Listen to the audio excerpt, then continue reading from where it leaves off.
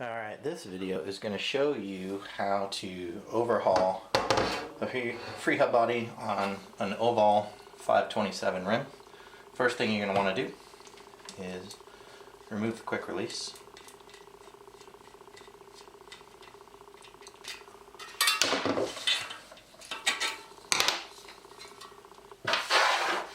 Set that aside. Now next, you don't even have to remove the cassette in order to access the Freehub.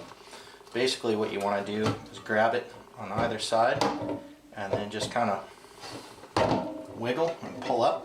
You don't want to put pressure here because that'll actually keep it on the hub. And then from there, you flip it over and remove the entire Freehub assembly. As you can see, there's a series of pawls, 3 pawls on the Freehub body. They're a little dirty.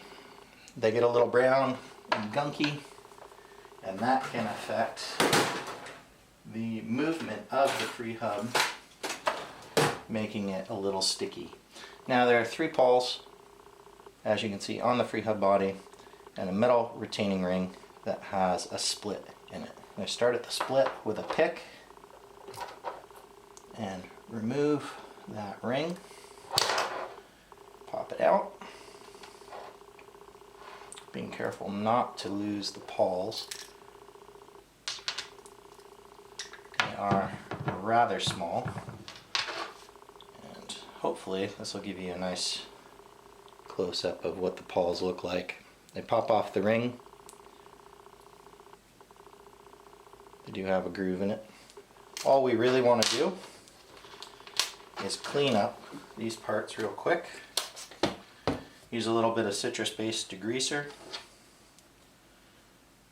Clean the pawls off, getting all that thick, nasty grease and dirt that was on there off.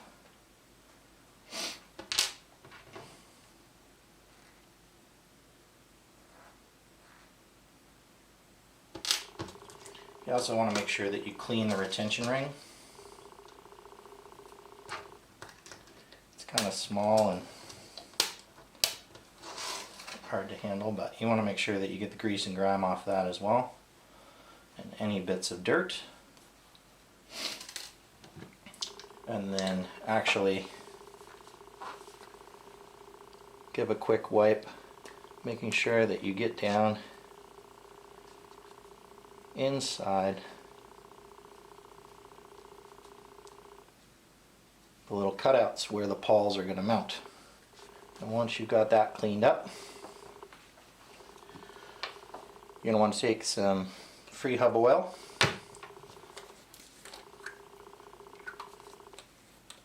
and basically put a couple of drops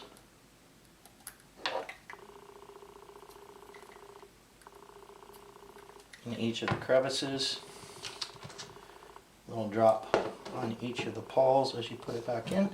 Now you want to be careful not to lose these things. There is a groove on the pawl itself that you want to line up with the groove that runs around the inside of the Freehub body,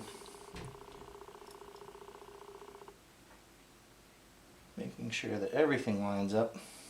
And the way that the cutout is shaped, when you place the pawl in there, it'll fit one way very nicely with very little space, and that's the way it should be in there.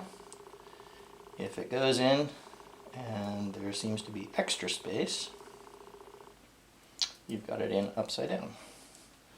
So you just pop it out and flip it around. Once you have all 3 pawls in there, you want to find the spot where you started on the Freehub body itself. You will see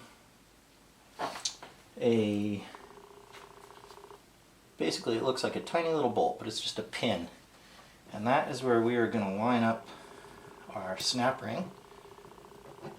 We basically want, oops, drop the pawl in there. You want to line up that snap ring to start and finish on either side of that pin using a pick or a paper clip or a very small screwdriver. You should be able to get that on there with very little effort. And when it isn't, you'll see here I have that pawl installed incorrectly, so it does not line up. Basically, I just move the retention ring off of there.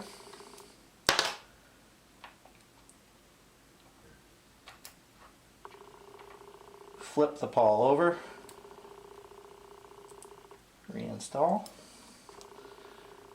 get our retention ring back where it needs to be. There, and then all three pawls lined up. Give them a little squeeze to make sure that they're in there correctly and that they snap back in return. And that is pretty much it. Getting it back on the wheel is almost as easy as taking it off.